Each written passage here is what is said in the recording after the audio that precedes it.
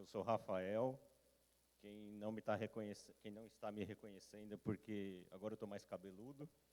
Então, sou eu mesmo, tá? Eu vim aqui hoje para compartilhar com vocês um pouco da minha experiência lá no Fornalha.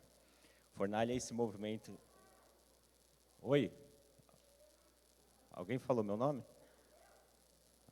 O Fornalha é um movimento que a gente participou, é um retiro, e nesse retiro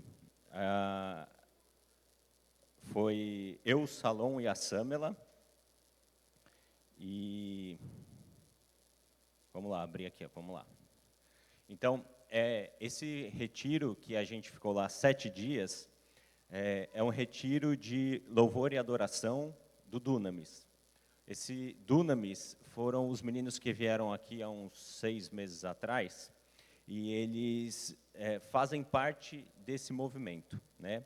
Esse movimento ele acontece uma vez por ano, e ele ocorre na Fazenda Dunamis, no interior de São Paulo. E o movimento chama-se Fornalha Worship School, que significa Escola de Adoração do Fornalha. Eu não sei porque chama Fornalha, mas eu acredito que é por causa do calor que é lá. A gente aqui é acostumado com calor, mas lá é fora do comum. É muito, muito, muito quente. Então, nós ficamos lá 7 dias, eu, a Samela e o Salom. E lá, para chegar lá, a gente tem que passar por algumas seleções. Então, primeiro a gente faz uma inscrição, e nessa inscrição, como é uma escola de louvor e adoração, geralmente quem se inscreve são os músicos, cantores, os tocadores, né, os instrumentistas. E eu não sou nenhum dos dois, né? Então eu me inscrevi e eu estava assim, vamos lá, vamos ver o que acontece, né? E eu fui, passei na primeira etapa e a segunda etapa era a entrevista. Eu não tinha a menor esperança de passar, porque se alguém pedisse para eu tocar qualquer nota musical, eu não saberia, eu não sei. Então, na entrevista, eu só conversei com o rapaz que fez a entrevista, que inclusive eu já conheci o rapaz, que ele tinha vindo aqui, e ele não falou nada sobre música, ele não falou absolutamente nada, não perguntou se eu tocava instrumento, se eu cantava, ele não falou nada. Aí a Samela perguntou, e aí, como é que foi a entrevista? Eu falei, acho que eu não passei, né? O cara nem perguntou de música. E, para minha surpresa, eu passei. Então, eu acabei indo, né?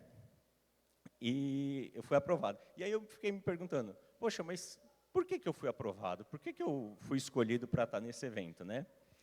E eu realmente não sabia, mas a minha intenção, ao ir para esse lugar, a ir para essa fazenda, a ir nesse retiro, era poder parar com o meu dia a dia, ter 7 dias exclusivos para me dedicar a estar mais na presença de Deus, né? Se eu tivesse aqui, se eu tivesse esses 7 dias aqui, eu estaria ocupando minha rotina com as coisas que eu já costumo fazer. Eu estaria trabalhando, eu estaria treinando, eu estaria fazendo qualquer outra coisa, mas eu não estaria tão focado em estar na presença do Senhor, tá?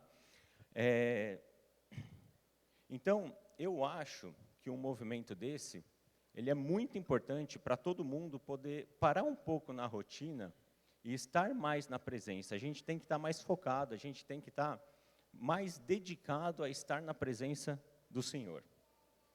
Então, na véspera de eu ir para esse movimento, nos dias antes, eu estava bem desanimado de ir, estava falando, meu Deus, tem tanta coisa para fazer aqui, vou deixar as crianças sozinhas, tenho o meu trabalho, tenho os treinos, vou ter que parar tudo, e eu estava desanimado. Para a gente chegar lá, então a gente pega o voo, para em São Paulo, de São Paulo a gente ia até essa fazenda que fica em Registro, ali, sentido Curitiba. No caminho, um caminhão de madeira bateu e caiu e pegou fogo, eles interromperam as 4 pistas da rodovia, a gente ficou 4 horas num trânsito parado, assim, parado mesmo, desligamos o carro e a gente ficou lá parado. Aí chegamos lá, demorou umas 4 horas para a gente chegar, a gente conseguiu chegar lá, e aí quando a gente chegou lá, a gente foi escolher os quartos, eu fui o último a chegar no meu quarto, então o pior lugar do quarto era o meu.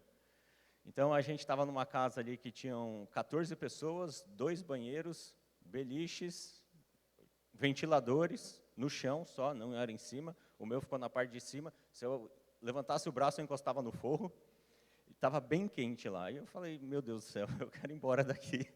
não quero ficar aqui não, eu quero voltar para minha casa. Mas, estando lá, minha intenção e meu dever como obediente seria me dedicar. Então, eu fui com o coração voltado para isso, estar na presença do Senhor, né? E lá, por ser uma escola, tinha uma rotina de escola. Então, a gente acordava, tinha um devocional, a gente fazia o devocional em dupla, café da manhã, louvor e palavra, almoço, um workshop sobre música, sobre louvor, jantava, outra palavra, outro louvor e outra palavra, né? E lá a gente teve várias ministrações que foram muito boas e eu queria destacar algumas aqui para vocês, né? Uma delas, eu vou destacar 3, tá? Uma delas foi sobre os fundamentos da adoração. Eu não sei quanto a vocês, mas eu acreditava que a adoração seria aquela música um pouco mais lenta, que toca no louvor, que a gente fica buscando a presença. E na primeira ministração a gente já viu que a adoração não é apenas o louvor. A adoração é aquele momento, é um estilo de vida. A gente vai estar dedicado a Deus, tentando honrá-lo, tentando buscá-los, não só aqui dentro da igreja, não só no templo, mas em todas as nossas atitudes, em todos os lugares que a gente está. Então, todos nós somos chamados à adoração. Então, a adoração é muito mais do que uma música, é um estilo de vida do cristão, né? Também tivemos uma ministração que eu acho que é muito importante, que é de cura interior. E nessa ministração de cura interior, ele falava sobre a cura de corpo, alma e espírito. Então, tudo aquilo que envolve o corpo. Então, desde nosso corpo físico mesmo. Então, coisas que envolvem dieta, saúde, atividade física. A gente precisa estar ok. O nosso corpo é o templo do Senhor. A nossa alma, as emoções, aquilo que a gente carrega, aquilo que a gente trouxe das nossas casas, as nossas limitações, o nosso intelecto, a nossa consciência, o que a gente pensa sobre os assuntos, isso também tem a ver com a nossa cura interior. E o Espírito, que eu acho que é o ponto principal, que é a nossa conexão com o Espírito Santo, com o Senhor. Não existe vida saudável sem a gente cuidar dessas 3 auras, 3 partes, corpo, alma e espírito. Tivemos também uma palestra sobre liderança saudável, do Theo Hayashi, em que todos nós somos líderes de alguma coisa.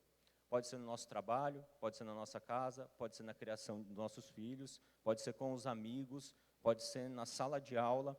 Então, quando nós entendemos que nós temos esse papel na nossa vida, a gente precisa espelhar a nossa liderança naquilo que Jesus nos ensinou. E a gente precisa fazer o melhor com isso, tá? E voltando aos meus pensamentos sobre estar lá, tudo isso que eu vivi lá não teria o menor sentido se eu não tentasse ficar na presença do Senhor e estar mais próximo.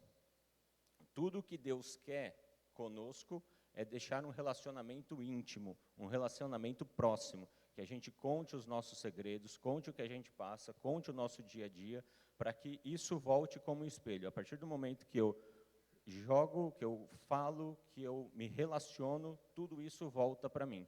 Eu estava conversando com o Salom, acho que o Salom não está aí hoje, mas ele falava assim para mim: Rafa, amar a Cristo é uma decisão. Se você escolhe amar, Ele te ama de volta. Então, é reflexo, o que a gente faz, volta para a gente, né? E um dos momentos mais marcantes lá para mim, foi uma ministração da Zoe. Ela falou que a mãe dela chegou para ela, a Zoe é filha da maior pastora da igreja do Dunamis. Então, ela contou que a mãe chegou para ela, é uma senhorinha japonesa, pequenininha, brava que só, uma pequenininha, assim, bem magrinha, e ela chegou para a filha e falou assim: Zoe, o nome da menina é Zoe, eu estou cansada de você não ter fome da presença e da intimidade de Deus. E ela falou que a partir de então ela chegava em casa e ela começou a buscar a presença de Cristo. Então ela chegava em casa, se trancava no quarto, orava, lia a palavra, às vezes ela jejuava, ligava o louvor e ficava lá buscando a presença de Deus. Primeiro dia ela fez, não aconteceu nada, segundo dia também não, terceiro dia demorou 1h30 para chegar na presença, sentir o Espírito Santo. No terceiro dia, 1 hora, meia hora, 20 minutos, 5 minutos eu já estava na presença. Então, o que a gente tem que tirar disso? A gente tem que tirar aqui, primeiro ponto, precisamos de intimidade. E o segundo ponto mais importante de tudo, a intimidade só vem quando a gente persevera nessa busca. Cristo não vai aparecer, acredito que em poucos casos, né? Aparece em poucos casos, mas Cristo aparece rapidamente para as pessoas. Mas nós temos que estar buscando, para estarmos nessa intimidade, estarmos na presença constantemente. Não adianta buscar um dia, não adianta buscar 2 dias, a gente tem que estar sempre perseverando, indo atrás para manter um relacionamento diário. E para a gente finalizar, eu deixei uma passagem de Apocalipse: eis que estou à porta e bato, se alguém ouvir a minha voz e abrir a porta, eu entrarei e cearei com ele e ele comigo. Amém? É isso.